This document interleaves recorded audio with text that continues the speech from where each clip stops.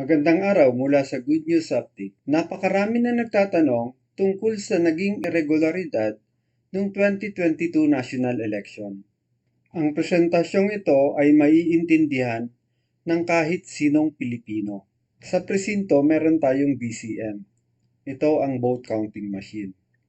Bawat presinto, merong vote counting machine. Ito ang nagbilang ng lahat ng boto bawat presinto. Meron rin tayong ISP. Ang halimbawa ng ISP ay ang Globe, Smart at dito. Ang ISP ay Internet Service Provider. Ito ang nagbibigay ng internet. Pag natapos ang botohan, ang ISP ay bibigyan ng IP address ang BCM, ang vote counting machine. Bakit nga ba may address ang vote counting machine na kung tawagin sa computer ay IP address? Ang bawat BCM ay may address para alam pag nagpadala ng data o nung total votes, kabuuang boto ng presinto, alam ng transparency server o main server kung sino ang nagpadala.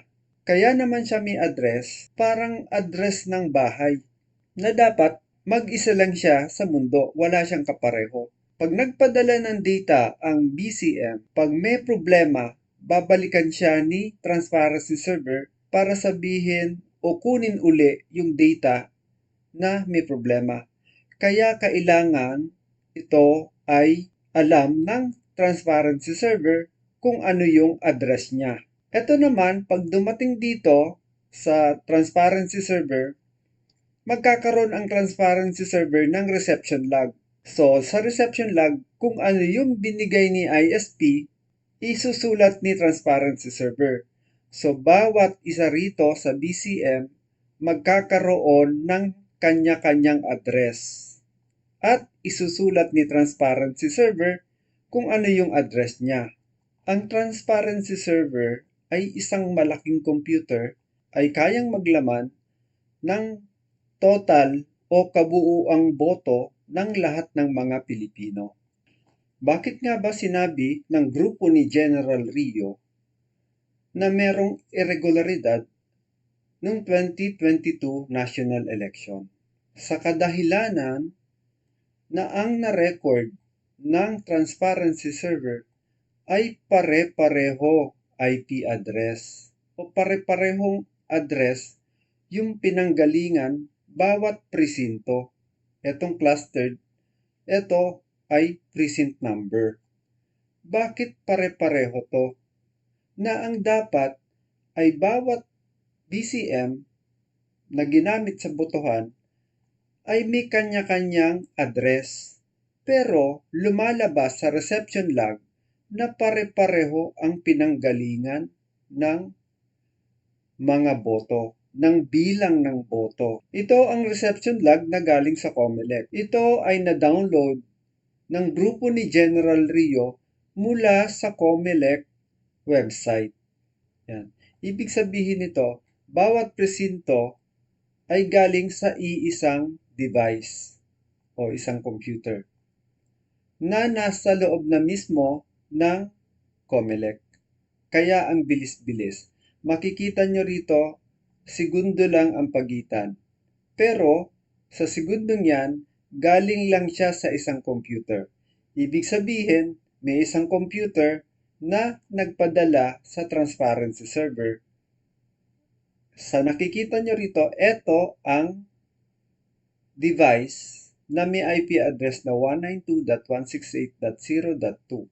Itong device na to, pag nagpadala dyan, isusulat niya yan, isa, dito sa presinto na to.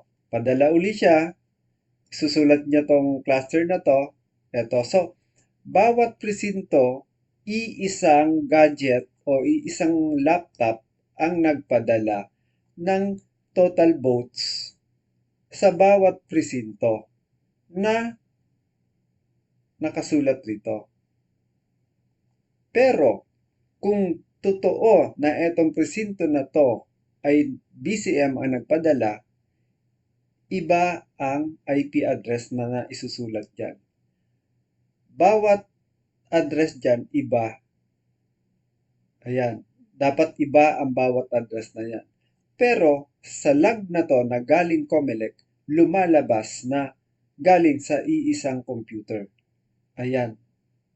Itong log na to ay galing mismo sa COMELEC. Matagal nang humihingi ng paliwanag ang grupo ni General Rio sa COMELEC. Ngunit hanggang ngayon ay wala pa silang sagot. At ang hinihingi nilang transmission log o telco report ay hindi pa rin na ibibigay. Bakit nga ba hindi maibigay ng COMELEC ang mga logs na hinihingi ng grupo ni General Rio?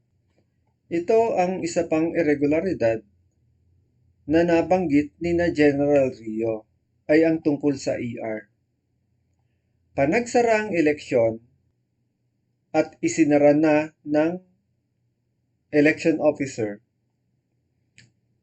ang BCM ay automatic na magpiprint ng ER. Kusa siya magpiprint ng ER, automatic siya magpiprint.